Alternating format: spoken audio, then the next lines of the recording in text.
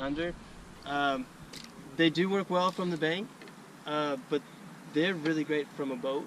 You can just have them set up to where you've got about 20 to 40 feet of line out, and as long as the line is moving, the lures will swim in the water about 6 inches from the top, and the fish will come and grab them. Okay. So that fishing style is called just trolling from a watercraft. Okay. Bobbers work really well for trout and catfish. Bass like moving lures, so they'll usually go for something that'll swim.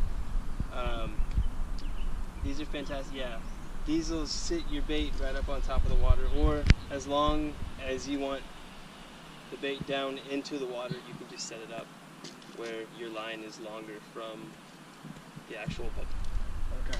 Bobber there. When I talk about using a swimming lure, that's called cast and retrieve fishing. That's going to be mostly for bass, trout. Catfish will take it, but usually they'll use their little whiskers to actually go find the food. So you don't need to use a swimming lure for catfish. We're going to be using some of those tonight. Derek is actually using a worm on a leader. We use leaders just so we can put the bait out in the water and let it sit along the bottom. Trout are bottom feeders as well as catfish. You won't usually catch a bass on a leader when it's sitting on the bottom, but it's going to be great for what we're doing tonight.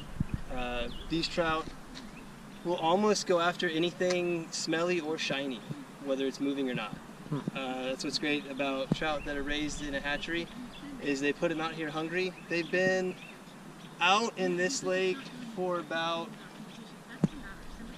a month now, but they ended up releasing, I think, 17,000 fish into this lake. Wow. And 15,000 into Toad Lake, which is just a few miles from here, and then another 10,000 in Lake Louise, which is just another one right up the road.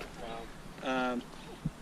So tonight we're going to use, I wasn't able to catch any worms or dig any worms out of the yard today, but we have an artificial worm, which is covered in a really slimy, nasty oil. We hate it, but the fish love it, which is great. And then we're going to be using another artificial bait called power bait. These come in pre-rolled eggs, which are great. They like to stay on the hook. You can cast it as bad as you want, and these will stay on the hook. And then they also make it in a putty, which you have to roll into the shape that you want it. Oh God, I remember those. Mm-hmm. Yeah, the power bait's neat because it comes in all sorts of colors. It lets you work around the fish. You won't always know what the fish want to eat that night, so your bait's going to come in all different colors. This power bait in particular even has glitter in it. Weird. Just to entice. Glitter does get in everything. Just to, yeah, right? Just to entice the picky fish. I brought some paracord out because I'd like to show you, these are my two favorite knots to use. This is just called your basic fisherman's knot, and this one is a double fisherman's knot. The fisherman's knot is just used to anchor one piece of line or rope onto something securely, and the double fisherman's knot allows you to attach two pieces of line or rope, and it'll move around freely so you can untie it easier. Yeah, I brought the paracord, so sweet. Maybe we can sit down and I'll show you how to tie a fisherman's knot. Yeah. 12 knot little guide. It'll fit in your wallet or your pocket. Sweet. Just great. It's got all of your essentials here. I'll show, or I'll pass this one around just so you can take a look at it. It's a fun thing to have. They sell books with hundreds of pages on how to tie different knots. I've got one of those at home. But that's when do you have it when you need it though, right? It's so perfect to be able to have that around. Yeah. Yeah, that's awesome.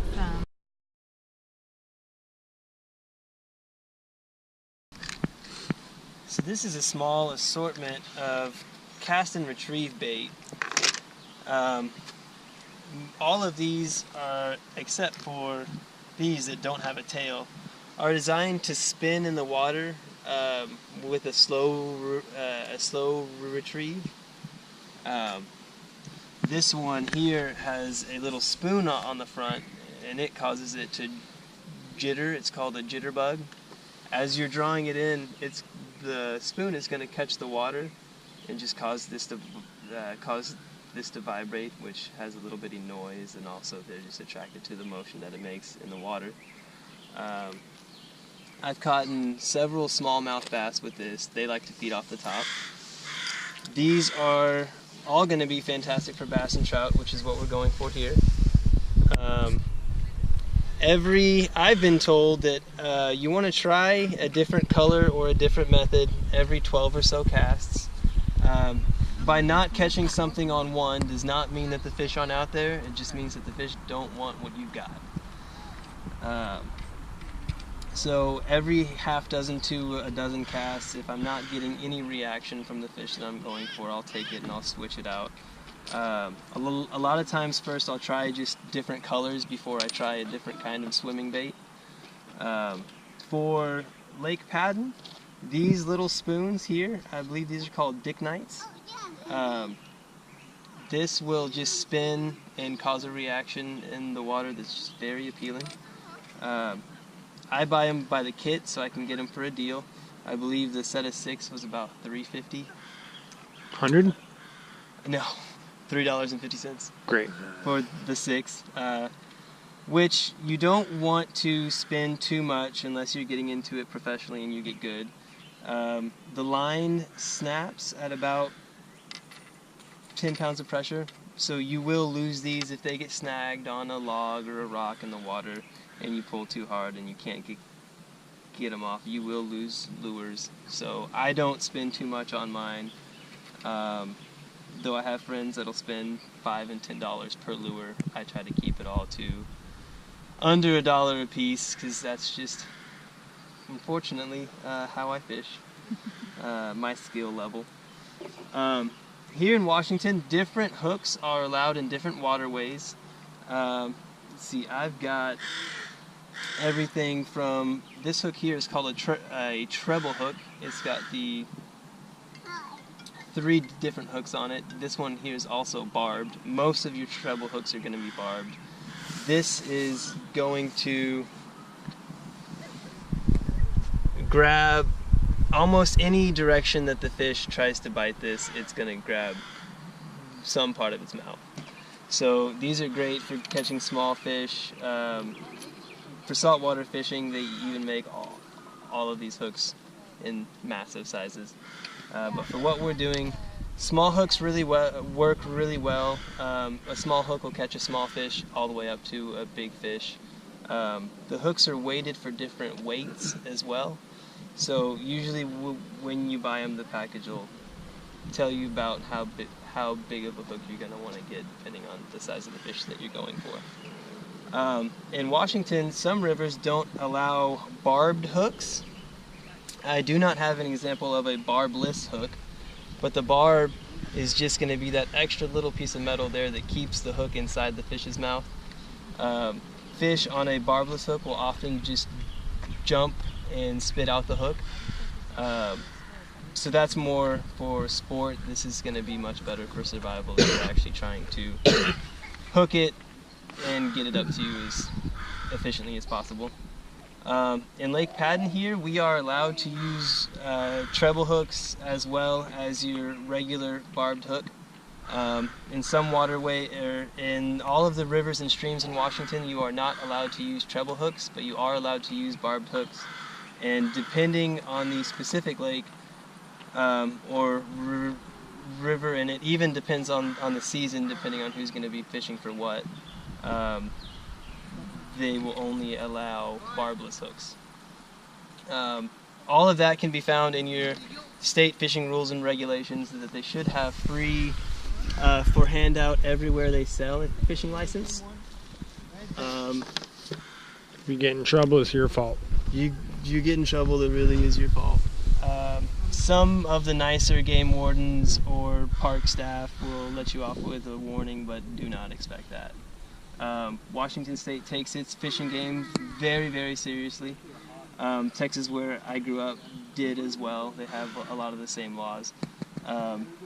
They really want to protect what we've got here. We've got some of the most beautiful outdoor recreation areas in all of the United States. So states like Washington and Maine are the two big ones that I'm aware of have very strict fish and game laws. Just because they've got it all, they want to keep it that way.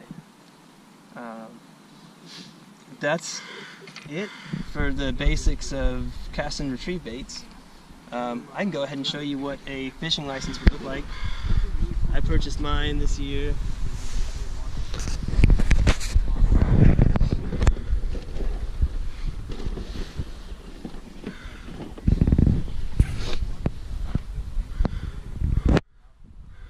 Suppose it's a good thing to know what you have, because sometimes people will buy a Discover Pass and they'll get their Wetlands Pass and also think that that is a fishing license. It is not. Everything has to be purchased separately there. But all it is they made it into what looks like a receipt. This is your recreation license. It'll have your birthday, your address, and it gives you a valid to and from date. It ends at the same time every year with I'm gonna go to the bathroom. the Watch the ending bobber. of the season. Yeah. Can you see it? Cool. It ends at the same time every year, but you can pick it up whenever. Actually, they might not start selling it. See,